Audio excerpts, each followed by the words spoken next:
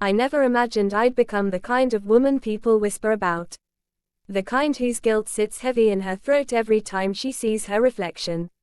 But every betrayal begins somewhere, usually with something that looks a lot like kindness. Sophie and I had been best friends for nearly a decade. We met in our first year of college, two awkward girls who clung to each other through heartbreaks, cheap coffee, and endless late-night confessions.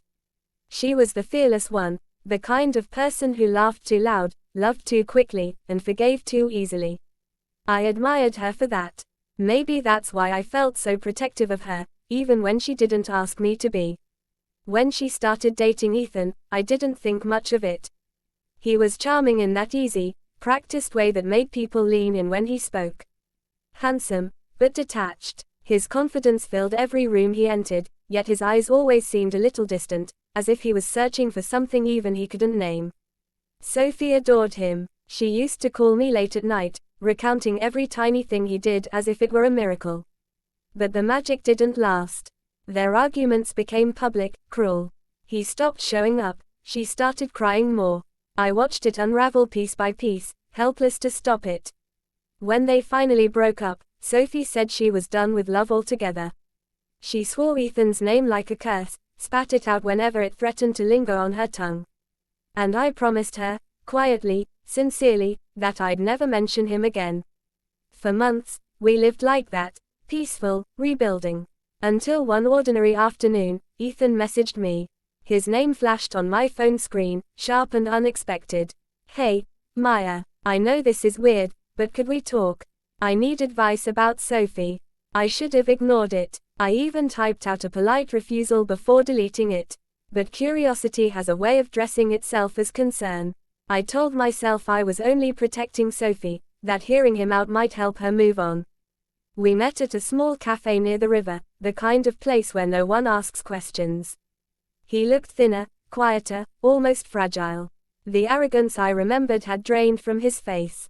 We talked for hours, about guilt, about mistakes, about how people hurt each other without meaning to. He said he missed having someone who listened.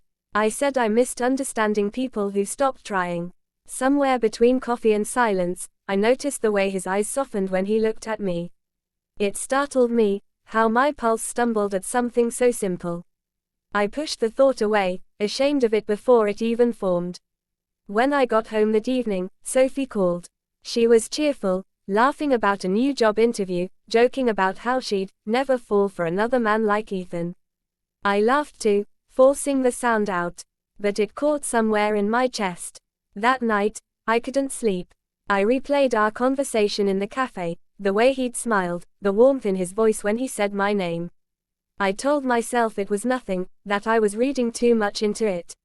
Still, my hands trembled when I thought of him. I rolled over, staring at the ceiling, trying to silence the echo of his words. "You always understood me, Maya." Sophie's laughter still rang in my ears. I loved her. I truly did. But love, I was learning, can coexist with something dangerous, something that feels almost like longing. And that was the first night I dreamed about Ethan. I woke before dawn, sweating, guilty, and wide awake, knowing something inside me had quietly shifted, and there would be no turning back. The first message came 2 days later. "It was really nice talking the other day. You've got this way of making things make sense." I stared at the screen for a long time before replying. I told myself it was polite to answer, that ignoring him would seem rude. But the truth was simpler, I wanted to keep hearing from him. What began as polite exchanges turned into long, meandering conversations, texts that bled into midnight and sometimes past dawn. We talked about everything: work, books, how strange it felt to lose someone you once thought you'd never live without. There was a softness in his words, a kind of vulnerability I hadn't seen before. Or maybe I just hadn't wanted to. He said he felt lighter when he talked to me. That I understood him in a way Sophie never did. I told him not to say that. He laughed and changed the subject, but the damage was done. Those words lingered in my chest like a spark waiting for air. Each time my phone buzzed, I felt that familiar rush, half excitement, half dread. I began to plan my evenings around him, waiting for the next notification. I told myself it was harmless, that people could just talk. But I was lying. To Sophie, to him, and worst of all, to myself. When Sophie mentioned him one evening, casually, like a name that had lost its power, I felt something dark coil inside me. He was always good at pretending, she said, sipping her coffee. He could make you believe he cared. I smiled tightly, my stomach twisting. Part of me wanted to defend him. Another part wanted to scream at her for not seeing what I thought I saw now, that he had changed. That maybe, just maybe, he wasn't pretending this time. The texts grew more personal after that. He'd ask how my day was, then tell me about his, about the loneliness that filled the spaces where Sophie used to be. You were always around, he said one night. It's strange, but I think you saw the real me even back then. I wanted to believe that. I needed to. When he asked to meet again, I didn't hesitate. I told myself it was to set boundaries, to make sure things stayed innocent. But deep down, I knew I'd already crossed that line long before seeing him again. We met at a small Italian place outside town. The rain was falling softly, making the city lights blur like watercolor. He looked tired, but when he smiled, it was the same warmth that had haunted my dreams. We talked for hours, drifting between laughter and silence, until the air between us felt heavier than words. When we stepped outside, the rain had turned into a drizzle.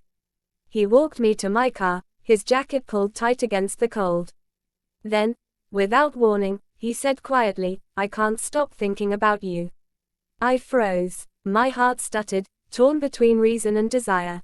"Ethan, we shouldn't." He nodded slowly, eyes searching mine. "I know." But he didn't move away. Neither did I. The kiss was brief, trembling, uncertain. It wasn't fireworks, it was something quieter, more dangerous. A promise wrapped in guilt. When I drove home, my hands were shaking on the wheel. My phone lit up over and over again, Sophie's name flashing with messages about weekend plans, a new movie she wanted to watch together. I couldn't bring myself to open them. I sat in the driveway for a long time, listening to the rain hit the windshield, trying to convince myself that what happened didn't mean anything. That it was a mistake. But deep down, I already knew. That night, I crossed a line I could never uncross. I told myself it would only happen once. One mistake, one moment of weakness I could bury beneath silence. But silence doesn't erase sin, it amplifies it. And mine began to echo in every part of my life. Ethan and I tried to act like nothing had changed, but everything had. He kept texting, kept finding excuses to see me. "I left something in your car, I just need someone to talk to." And every time, I went. Each meeting chipped away at the woman I thought I was. The guilt didn't stop me, it only made the moments more intoxicating. He was careful at first. We met in quiet places, exchanged glances more than words.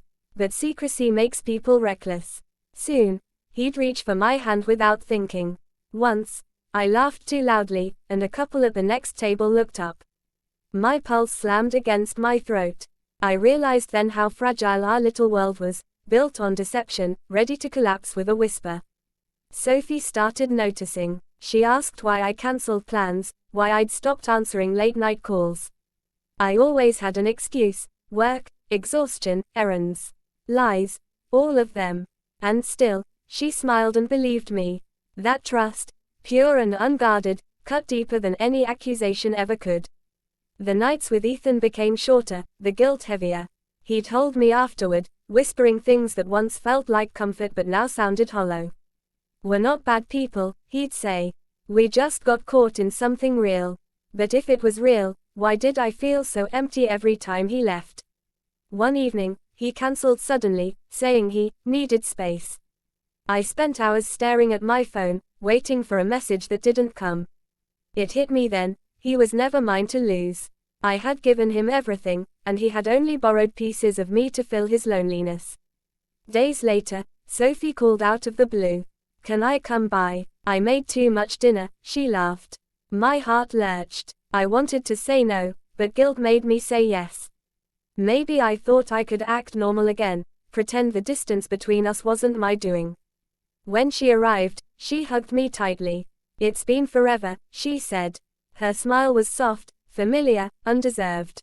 We ate in my kitchen, talked about work and plans, and for a moment, it almost felt like before. But guilt is a cruel companion. It sits quietly, waiting for its turn. Sophie got up to pour more wine. That's when I saw her expression shift. Her eyes caught on the jacket draped over my chair, Ethan's jacket. Time stopped. She picked it up slowly, her face draining of color. Is this? Her voice trembled. I opened my mouth, but no words came. The silence between us was louder than any confession. Her eyes filled with disbelief, then anger, then something worse, hurt. It was you, she whispered. I tried to explain, to say it wasn't what she thought, but every word sounded like a lie. She dropped the jacket, stepped back as if touching me would burn her. You were supposed to be my sister, she said. My family. Then she left. Just like that. No screaming, no scene. Just the sound of the door closing, and the world collapsing behind it. Ethan called that night, but I couldn't answer. What could I say? That Sophie had found out. That I'd destroyed the only friendship that ever truly mattered. Days turned into weeks. Ethan stopped reaching out. I heard through mutual friends that he'd moved on. Of course he had. He'd done it before. And me. I was left with the silence I'd created. No Sophie. No Ethan. Just echoes of choices I couldn't take back. They say betrayal feels like fire, but it doesn't. It feels like cold, like something inside you has frozen solid and won't melt, no matter how hard you try to thaw it. And that's when I finally understood, he hadn't ruined me. I had done that myself. In the weeks that followed, my world became unbearably quiet. The silence wasn't peaceful, it was sharp, punishing, full of reminders. Every street corner, every cafe, every song on the radio whispered the names. Sophie's absence was everywhere, heavier than her presence had ever been. I stopped checking my phone. The messages had stopped anyway. Ethan disappeared without ceremony, slipping back into the world as though I'd never existed. I didn't blame him. He'd found what he wanted: comfort, distraction, maybe even power. What he left behind was mine alone to carry. Shame became my shadow. I could feel it clinging to me even when no one was looking. People noticed the change. Friends grew cautious, co-workers avoided questions. I could see it in their eyes, curiosity mixed with quiet judgment. But no one asked. They didn't need to. The story had already found its way to them. I thought about Sophie every day.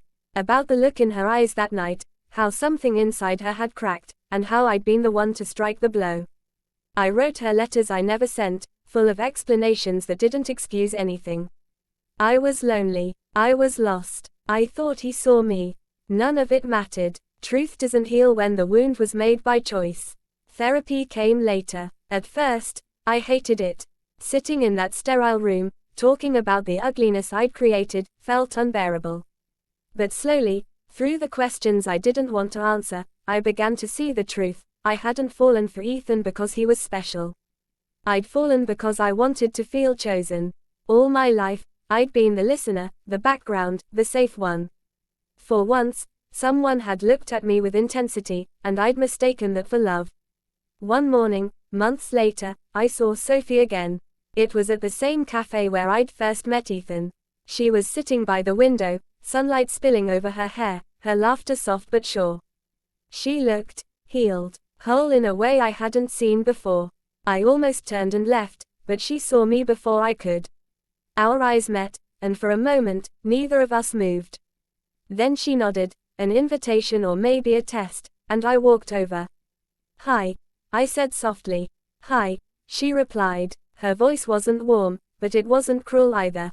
I asked if I could sit. She hesitated, then gestured to the chair across from her. We talked for a while, about work, about her new place, about anything except the past. The air between us was careful, like thin glass that might crack under too much weight. Finally, I said it. The words I'd rehearsed 100 times. I don't expect you to forgive me. I just needed you to know that I'm sorry. Sophie looked down at her hands, then back at me. We were all hurting, she said quietly. You just chose the wrong way to stop the pain.